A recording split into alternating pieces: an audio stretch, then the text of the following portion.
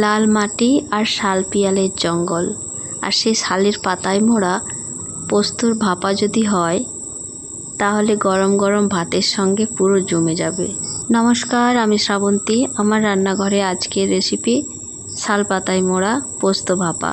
পোস্ত ভাপার জন্য আমি নিয়েছি 4 চামচ পোস্ত, 3-4টে কাজু, একটা পেঁয়াজ আর 3-4টে কাঁচা লঙ্কা দিয়ে পুরো ভালো করে শিলের মধ্যে বেটে নিয়েছি।